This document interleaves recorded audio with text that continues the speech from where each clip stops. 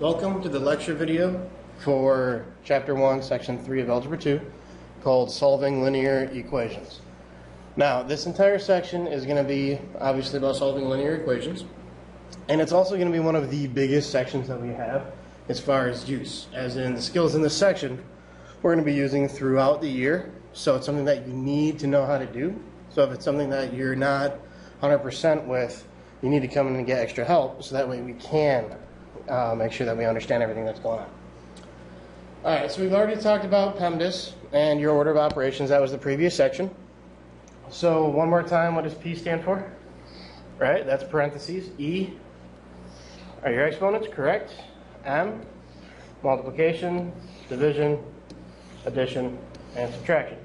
So just like what we said last time, it doesn't matter nearly as much as to whether you know that your order of operations is PEMDAS as much as what they stand for and how to use them.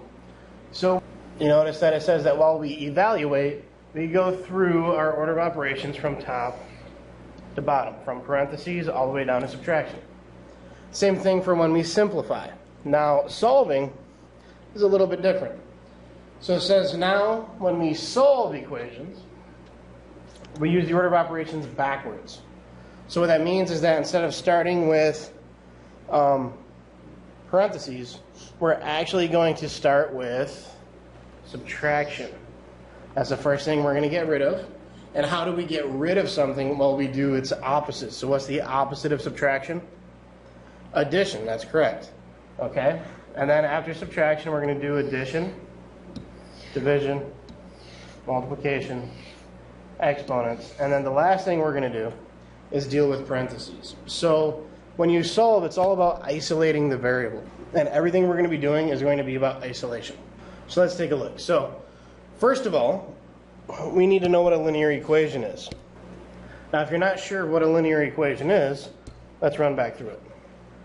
Okay, so according to our textbook, a linear equation is an equation that can be written in the form of ax plus b equals 0, where a and b are constants and a is not equal to 0. Now, the main thing that you will need to focus on here is right here.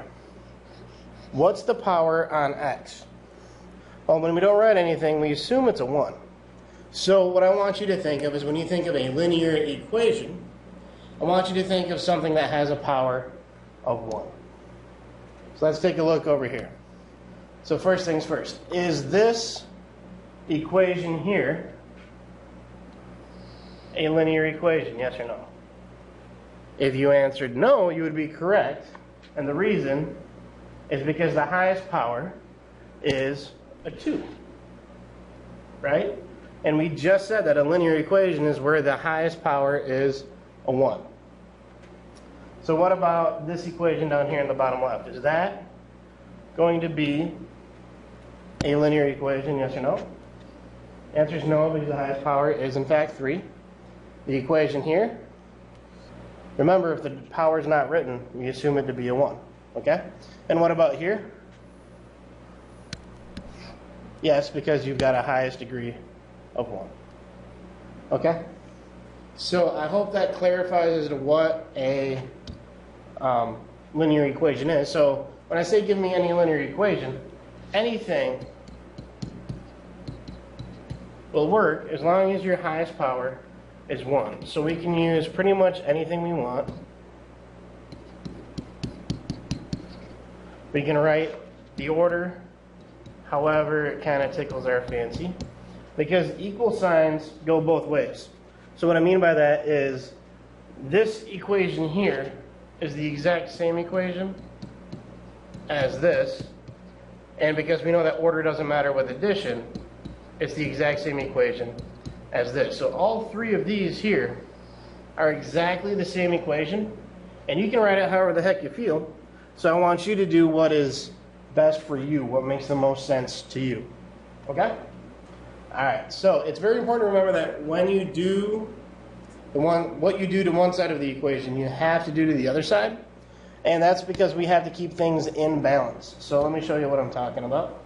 Okay, so here we have a simple equation where we're going to build the left side on the left side here and the right side on the right side here. So the first thing that we need is we need 4x's. you're going to drag your 4x's. Then we need a plus 5.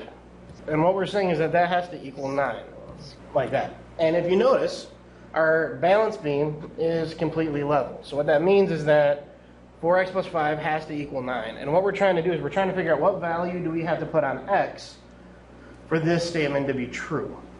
Okay? And the whole point behind this representation is that if I get rid of one piece from the left-hand side, what happens? The equation is no longer balanced because this is an equal sign, which means that if you do something to the left-hand side, you have to do the same thing to the right-hand side. So if I removed one from the left, I have to remove one from the right, so that way our equation stays in balance. So let me rebuild the equation. So it's our scale here is the same thing as the equation here, and let's take a look. Okay, so I told you that when we solve, we're going to use our order of operations backwards. Normally we start off with parentheses, but now we're going to start off with subtraction. So do we have any subtraction in this equation? No, we don't, so we're going to just cross it off. We don't need it. All right, do we have any addition? Yes, we do. We have an addition right here, right? So in order to get rid of addition, we have to do its inverse. We have to do its opposite. So what's the opposite of addition? Subtraction. So we're going to subtract from both sides. And we're trying to get the x by itself. Remember, that's the whole point behind solving an equation, is isolate the variable. So in order to do that, we have to get rid of this plus 5. And how do you get rid of a plus 5? That's right, we're going to subtract 5 from both sides. So if you notice, we removed 5 that were here, and we removed the 5 that were here. And now we're left with 4x equals 4. So we're done with the addition. Now, do we have any division in here? Nope. So that's done. Do we have any multiplication? Yeah, we do. Remember that when you see 4x, this is 4 times x with a little dot in there that you really can't see. So again, what piece are we trying to get by itself? That's right, we're trying to get the x by itself. So what do we have to get rid of to do that? We have to get rid of this 4 right here. Okay? So how do you get rid of a times 4? What's the opposite of multiplication? Division. So we're going to divide both sides by that coefficient. So let's see what we get. Okay, x equals 1. Now if you notice, do we have the x completely isolated? Yes, we do. And how many of them do we have? We have just 1, and that's what we're trying to get to. When we're completely done with the problem, we'll have one variable here, and then one answer here. So we get an answer that says the variable equals a number, and that's the whole point of what we're trying to get to. Now, if you notice up here, this is what you will get when you work through it, and I'll show you that style in a minute. We're done with multiplication. We have no exponents. We have no parentheses. The x is completely isolated, and we're done. So that's all we're really trying to get to. So let me show you what it looks like on your paper. This is what I expect to see. Okay, so here's a problem that looks a lot like what we just did. And the first thing that we're going to do is ask ourselves, okay, self, what's our order of operations? So remember, we're using the order backwards because I'm asking you to solve the equation. So the first thing that we're going to do is look for subtraction. Do we have any subtraction? Yeah, we have a minus 4 right here, right? So what's the opposite of take away 4? That's right, add 4. But remember, if we do it to the left side of the equal sign, we have to do it to the right side of the equal sign. Okay? So what's negative 4 plus 4? 0. And that leaves us with just the 3x right here. And then what's 8 plus 4? That's right, that's 12. So that is our first step. We got rid of subtraction here by using its inverse, which is addition. And then we rewrite the statement, making sure that we keep the left side and the right side balanced by doing the same thing to both sides. Now, do I have any addition up there? I do, in the fact that I have a plus 0, but does adding 0 change anything? No. So we really don't need it, so we're done. Okay, do I have anything being divided up here? No, I don't. So I'm moving on to M, which is multiplication. Do I have anything being multiplied? Yes, I do, right here with the 3x. So we have something that looks like that. We have 3x equals 12. and I already erased it. So you should be able to tell me what is the opposite of multiplication. That's right, division. And which piece are we getting rid of, the coefficient or the variable? Right, we want to get rid of the coefficient. So what's the coefficient here? 3. So we're going to divide both sides by 3. So what's anything divided by itself? Right, they cancel out and leave us with just 1. So we get 1x equals 12 divided by 3. That's 4. And again, just like what we did last section, there's a 1 here because these are canceling, but they leave you with a 1. Okay, so you don't have to put in the 1, but I want you to remember that it's there. And then now our x is completely isolated, so we're done. So we don't need to worry about exponents or parentheses because there are none in our equation. Okay? And that's the process that we're going to be going through on all of these. So it's all about using your order of operations backwards. So for this one, we're going to have to handwrite it. And it's the same basic thing. Okay, where do we start with? Right, subtraction. We have a subtraction up here. So what gets rid of subtraction? Very good, addition. So we're going to do that to both sides. We know that these cancel out into a 0 because if you owe somebody $5 and then pay them $5, you know that you don't owe anything. Now, the variable here we're not touching. You notice there's nothing underneath of it, so it's going to just drop down the way that it is. And then we have to work on the right-hand side here. And what's 27 plus 5? Right, that's 32. Okay? So now, again, we're trying to get x all by itself. So, do we have any addition up here? Nope, so cross it off. Do we have any division? No, cross it off. What do we have, though? Multiplication. So, what undoes multiplication? Division. And what you do to one side, you have to do to the other. So, what's 2 divided by 2? That's right, that's 1. X. And 32 divided by 2 is 16. And that is going to be your final answer. How do I know it's the final? Because we have the variable completely isolated all by itself on the left-hand side. That tells you we're done. Okay, so the order is the same as always. Just use your order of operations and just make sure that you're going through them backwards, okay? Subtraction first, which we did here. Addition, which we didn't have any of. Division, which we didn't have any of. Multiplication, which we had, so we got rid of. No exponents, no parentheses. We're done. Okay, challenge.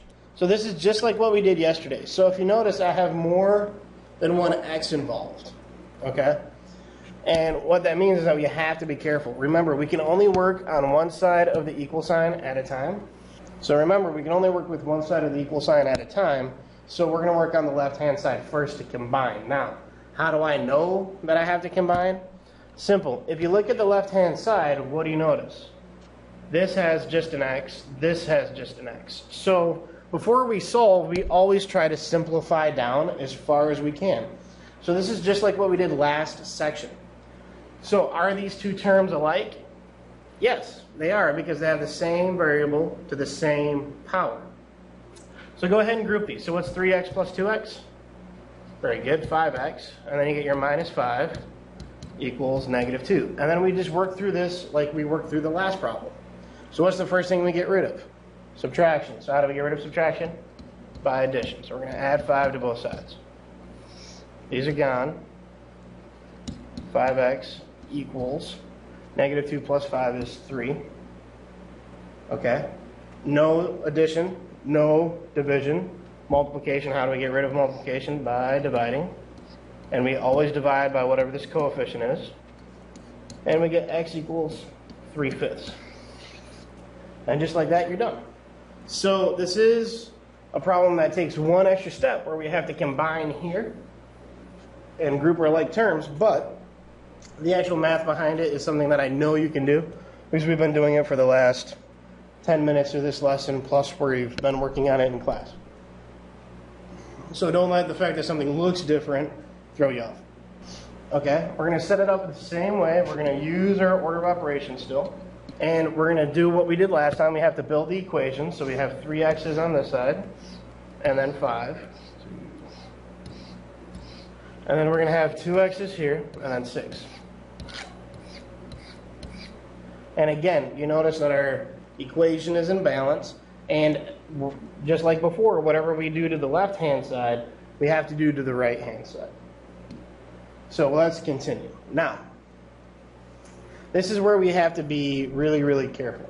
You notice that we have an x here and we have an x here. That we can't really solve unless we put our x's together.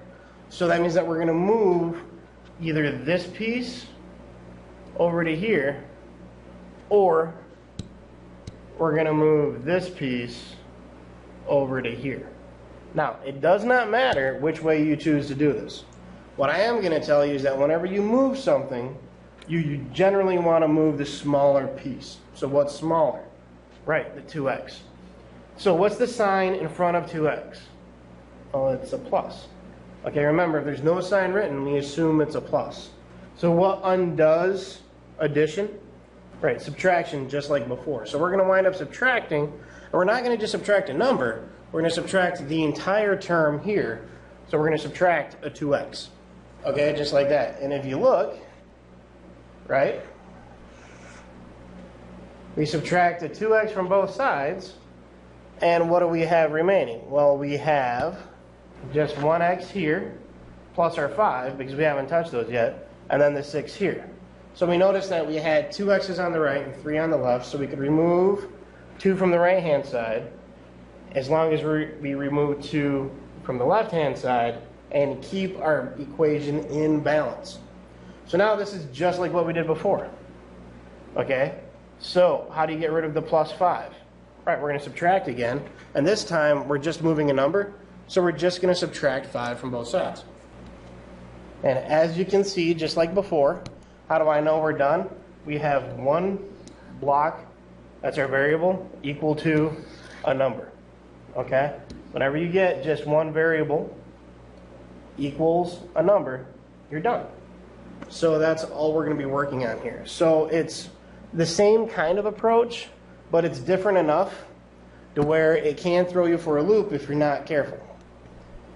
Okay, so here, same thing, right? We have an x on the left and we have an x on the right. That's not good for us, so we're going to have to move. So are we going to move the 3x or the 6x?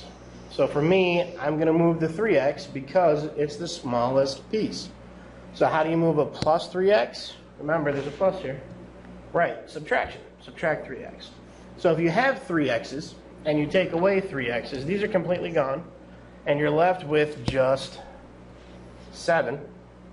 Now, if you have 6x and you take away 3x's, how many do you have left? Right, you have 3 of them, and then we have the plus 4 because we're not touching it, right? Nothing underneath of it, so it just drops down. And now this is like what we just did before. We're trying to get x by itself here. So in order to do that, we're going to have to get rid of the plus 4 first. So we're going to subtract 4 from both sides. And that's going to leave you with this statement right here. 3 equals 3x. Again, we're trying to get x by itself. So that means that we have to get rid of the 3 here. And how do you get rid of a times 3? Right, we're going to divide 3. So on the right, what's 3 divided by 3? That's your 1. And then on the left, what's 3 divided by 3? That's a 1. And just like that, you're done. So it's a little bit of work. It's a little bit more work. But you should be able to handle it as long as you remember that you put your variables on the same side of the equal sign first, and then go through what you did previously. Okay, so we're going to look at a big problem here, and we're going to be dealing with the distributive property. So let's take a look here. So here's our problem. There's a couple of different ways of handling it. What I would suggest to you is that the easiest way is to get rid of the parentheses first. So what I mean by that is we're going to have to actually distribute here on the left, and then distribute here on the right, so that way we have no parentheses. And the reason for that is because we want to simplify before we solve. So we want things as small as possible before we start trying to move things around. If we do it out of order, you should still get the same answer, but it's going to get really, really gross. So I would not recommend it. So on the left, we have 3 times 5x, which will give us the 15x. And then 3 times negative 8 is going to be negative 24. On the right, same thing, right? A negative times a negative is a positive. Negative times a positive is a negative. And we get this. Okay, now look at the left-hand side of the equation only. So we're looking at just right here. Is there anything we can do to simplify that anymore? No, we have something with an x and something without an x, so we're actually stuck. So this is going to just come down as is, no changes being made. Okay, now look at the right. Is there anything we can do to combine there? Yeah, we have something with an x and another something with an x. So actually combine those. So if you have 2 x's and you take away 12 x's, right, you're going to have negative. Again, I know it's negative because the bigger number has the negative sign, so it comes along. And then 12 take away 2 is 10. But your x is still there. Remember, x's never disappear when you're just adding and subtracting. So if you have 2 x's and you take away 12 x's, you're going to have negative 10x. But the x is still there. Remember, that's the thing. That's what we have. And then the negative 14 comes down untouched. Now this is like what we've been doing all along. Okay? So from here, what's your next step? Well, we have to get the x's together. So, you want to move the 15x or the negative 10x? Negative 10 is smaller. So what's the opposite of negative 10x? Right, plus 10x. And you're going to do that to both sides. Put in your big equal bar. So now on the left, 15x's plus 10 more x's will give you 25x's. Your negative 24 comes down because we're not touching it. Negative 10x plus 10x, these are gone, and leaves you with just the negative 14. Okay, so now we have what we've been doing all along. We have an equation with a single variable. Okay, so we're going to start with subtraction. Do we have subtraction? Yes, we do. So we're going to add that to both sides. Just like that. These cancel. And you get 25x remaining on the left. And then negative 14 plus 24 is going to give you 10. Okay, so same basic thing. We have no addition, we have no division, but we do have multiplication. So to get rid of that, we're going to divide both sides by 25. These cancel, leave you with 1. Now here, 10 over 25, that is not an acceptable answer for me. You have to reduce this fraction down. So we should be able to look at it and recognize that 5 goes into 10 and 5 goes into 25. So your final answer needs to be 2/5. So remember, whenever you write a fraction, it needs to be reduced. Okay? And just like that, it's done. So are these problems getting longer? Yes. Are they more difficult? Yes. We're combining skills from section 1, section 2, and now section 3. And that's how this class is going to go. Okay, as we work through our problems, we're going to keep adding styles and techniques to it, but it's all going to be based off of what we're doing right here, right now in chapter 1. Those are the only types of problems that we have. As far as your homework, the worksheet that you are working on in groups in class, you're going to turn in for points, and then down here is your extra homework assignment that you're going to be working on in class and out of class.